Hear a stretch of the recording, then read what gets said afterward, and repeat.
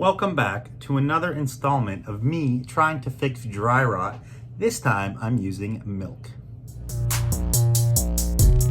Welcome to Vintage and Soft with two high fits. Welcome to Vintage and Soft with two high fits. Here we go. Another attempt at fixing dry rot. What is dry rot? You can go watch the other video. I explain all about it. If you're watching this video, you probably know it's when black t-shirts from the 80s, 90s mainly, possibly early 2000s, deteriorate because of the black dye in the shirts over time if left untreated or unwashed. Or sometimes it just happens, the shirts will rot away and they rip, they tear easily, you can't wear them, they are fucked. Today, this is a shirt that I actually do want to save, okay? Here I have an Onyx wrap tee. Got this dead stock a long time ago. We probably had like 15 of these. We sold a lot of them, but I was like, I'm going to keep one of them. It's on a Gem Tag XL. It's a nice shirt under license to great entertainment merchandise, Gem. This is a wicked shirt. I had one that I wore for a long time. This one, I put it away, dead stock, fine condition, and then I realized it was dry rot. And how you can tell dry rot, like it gets this weird sheen to it. It's probably hard to tell from the video, but it kind of like has a sheen. So, go check out my video explaining dry rot. Go check out my video that I try to cure dry rot in about 7 different ways. But I forgot to do the milk test, and luckily I had this one shirt left dry rot that I'm going to test.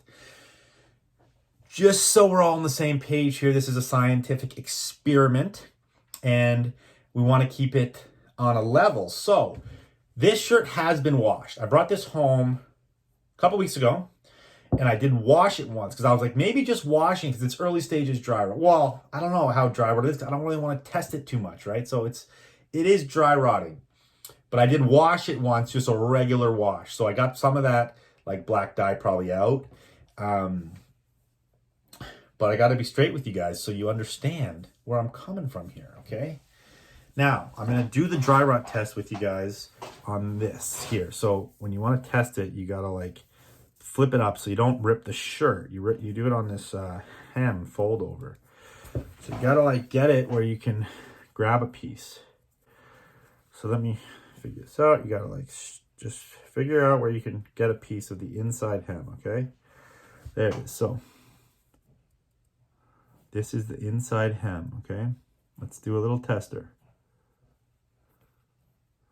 Now, the reason I'm doing milk is because a lot of people, a ton of people, okay, there, you see it? It did rip. Do it again for you.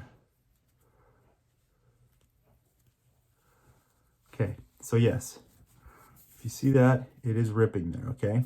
So, dry rot has taken hold, and there's a rip right there. Okay, dry rot has taken hold. A lot of people had said milk was the way. A lot of people said milk worked for them.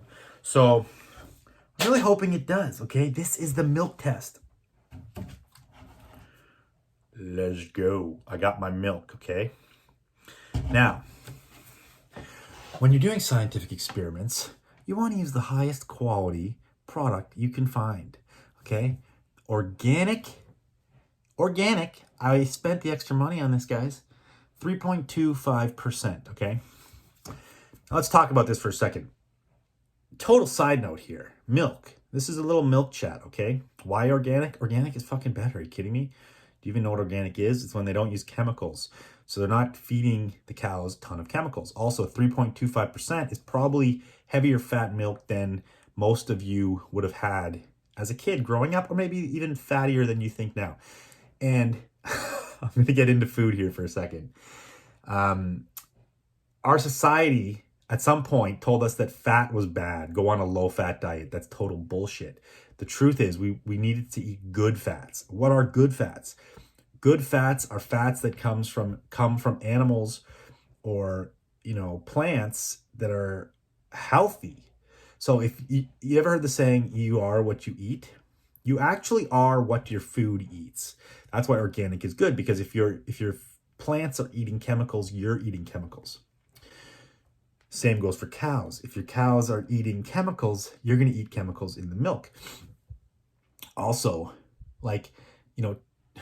from a health standpoint, unpasteurized milk is good. But you know that unpasteurized milk in America and Canada is completely illegal because one person died like 100 years ago and they don't want anybody else to die, blah, blah, blah. But in reality, it's a superfood. So grass-fed, I mean, this isn't grass-fed. I tried to get grass-fed milk even for this experiment. Not that all this stupid little stuff is going to affect this dry rot experiment, but you never know, it might, okay? It might. I don't want to lose out my Onyx shirt because I didn't buy organic high-fat milk, okay?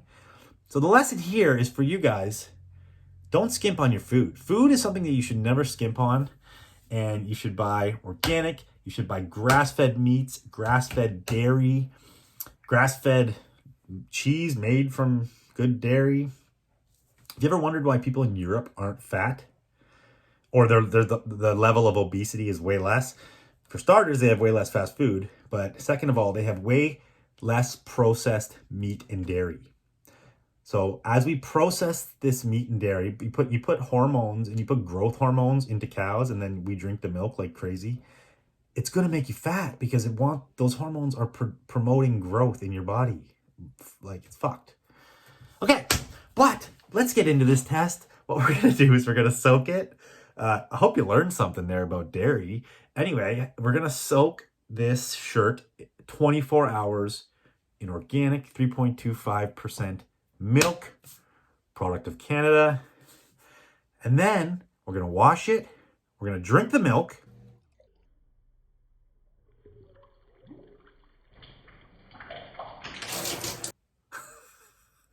We'll see. I wonder if this milk's going to turn black. It's kind of a good experiment.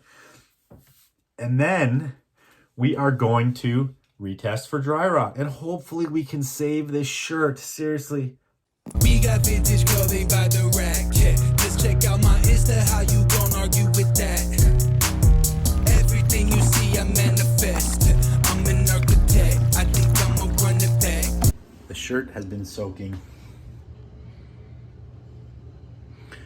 24 hours, and we're gonna wring it out, we're gonna wash it. Hopefully it works.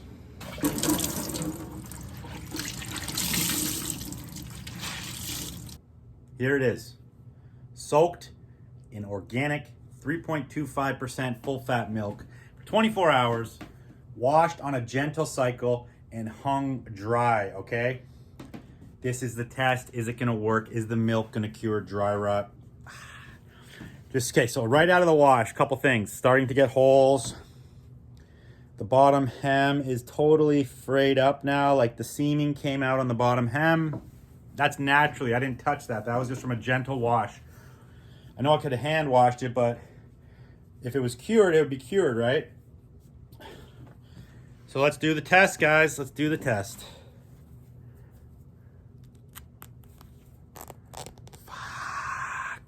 This one hurts. This one hurts, okay? It seems